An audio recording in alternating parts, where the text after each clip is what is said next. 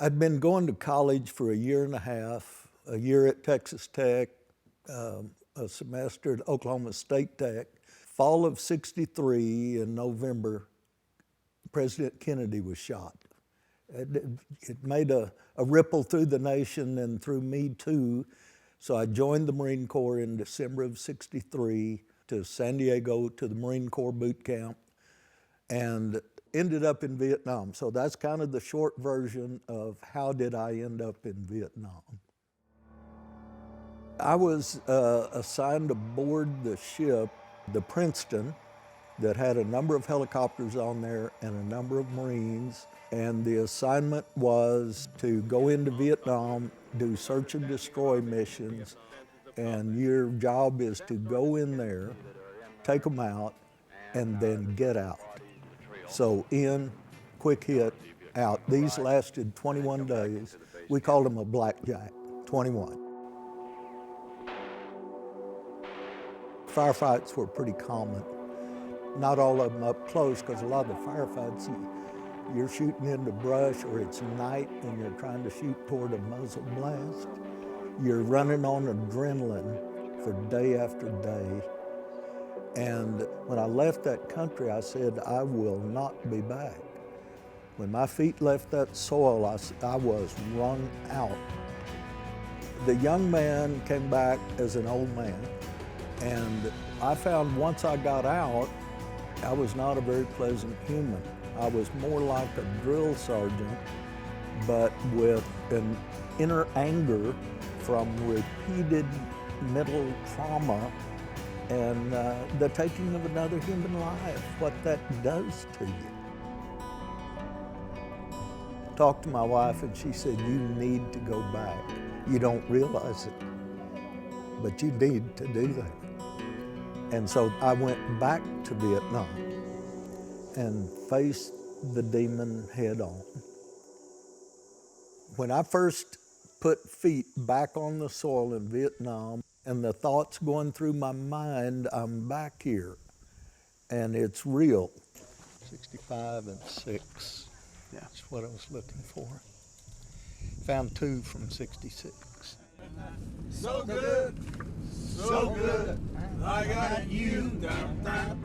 But this time, 2013, was on a wheelchair mission with the American Wheelchair Mission, and that began a healing process for me. They're recognizing now that PTSD is real, and probably all combat veterans have it to some degree. And the first step that helped me the most was starting to give back.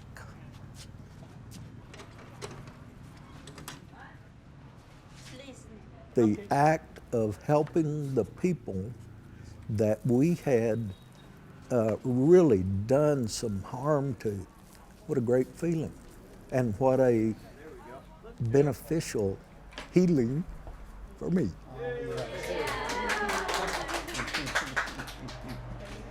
Congratulations. Thank you. I'm seeing these people in a different light this time. This is not what I expected. I expected hostility toward Americans, and they are all cordial and warm and friendly and welcoming. And then I began to form a bond with them that surprised even me.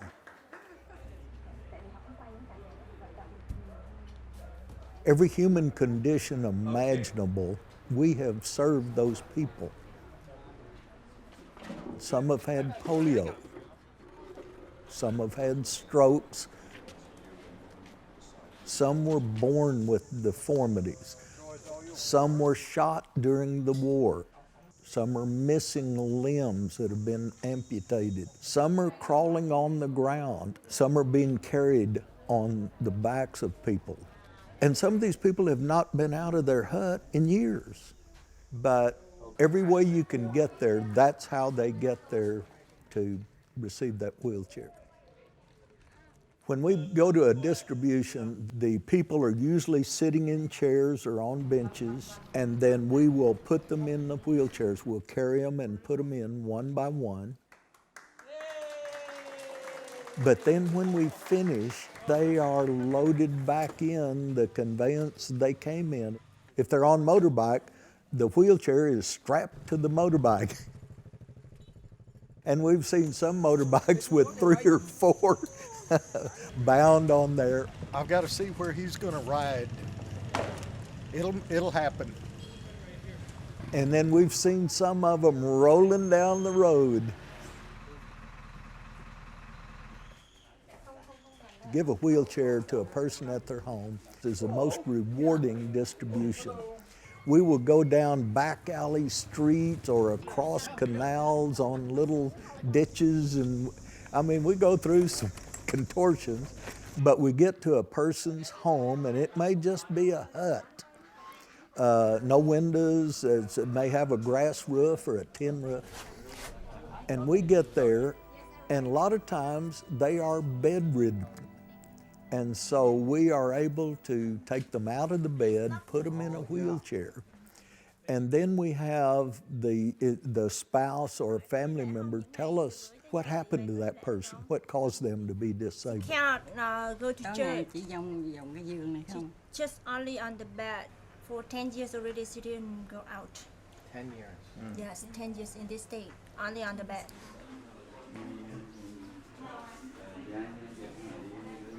Xin chào. He was affected by the war. He was a soldier. Vâng, cực độ nực đấy thì riêng là 2 năm rồi. Mà chứ 2 năm mà đợi chứ bữa nay đau lại. And there's a bullet came in his head. Dạ thì phải đẩy ông đi, khi đi kinh sinh nghệ thì phải đẩy. She ông said đi. that the bullet come over his head so that he lost his mind. Dạ chứ con uống lắng. Within last 2 years, he just lie down only, so cannot move or any his daily activities cannot do anything. She need to look after him every moment. He was with the South Vietnamese Army. Hồi trước là ông là đi đánh cho lính Mỹ hay là lính Việt Nam? So with the South, yeah, with the Americans. Yeah. Yeah, tell him I was here 48 years ago also. Đi nghĩa uống thôi. Ông cũng là lính, ông được ngay cùng từng ở đây rồi. Yeah. Ông đây này. Yeah. In the Marine Corps. Yeah. Đó, For America. Đó, ông là được đây, ông ở bên Mỹ đấy, nhưng mà hồi trước là ông cũng có điều chỉnh ở đây, ông có của ông ở qua đây. Yeah. Thì ông đây là cũng là người tài trợ cái này nữa này. That was the reason I came. For this man right here, that he was with the South Vietnamese Army. Same time I was with the Marine Corps 48 years ago, 20 kilometers north of here, same area. So our turn to give back. Chris Lewis said, I'm going to build a day in the trip to go to Dong Ha at the spot to see where the airstrip was in Dong Ha. He's going to go up this street, which is exactly laid where the runway was. And this was a major airstrip and a great number of missions, search and destroy missions. The DMZ is just north of here. We are exactly on the runway. Yeah, exactly this spot, June of 1966, to have been right here 49 years ago, and then to come back 49 years later and not a remnant of any kind. They've lived the same way for so many years, then we're here for a few years, and then they go back to the way they were before we got here. So the Vietnam War was just a blip in the history of Vietnam. I have been coming back to Vietnam for 5 years now. And so this year, my wife and I had discussed it for 2 or 3 years about doing a sea container which is 280 wheelchairs, to as many veteran Vietnamese soldiers as we could find. Didn't matter if they were North or South, Viet Cong, just doesn't matter. We wanted to do as many as we could just as a way of giving back for maybe what we took from them in the 60s.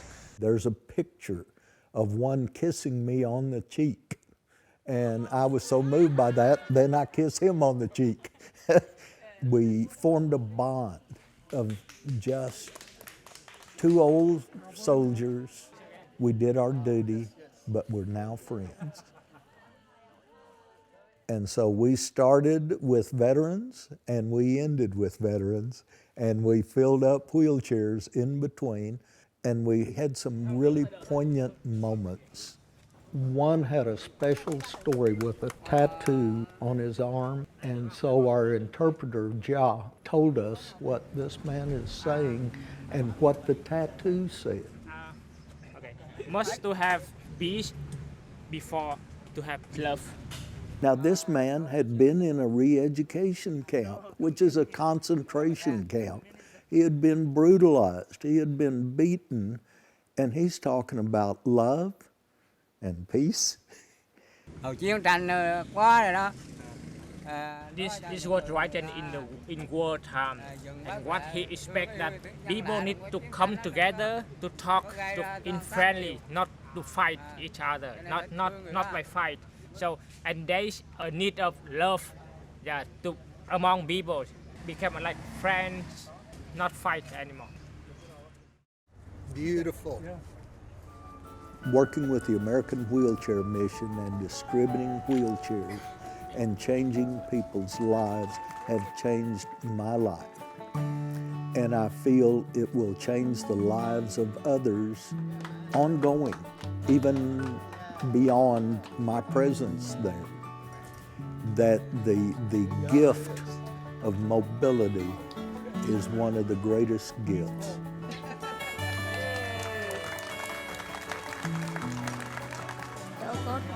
Con xin cảm ơn. Thanks be to God and thanks all of you Con có to chịu give, trả công to ơn give thầy. this wheelchair to me. You're at church because you want to help people. You're at the Rotary Club or the Lions Club because your whole goal in life is helping humanity. What greater way than providing a wheelchair? America, as it turns out, is one of the most giving, caring nations on planet Earth. And so we've been blessed tremendously with resources and good people. But America's at a logjam right now. We are two sides who are butting heads.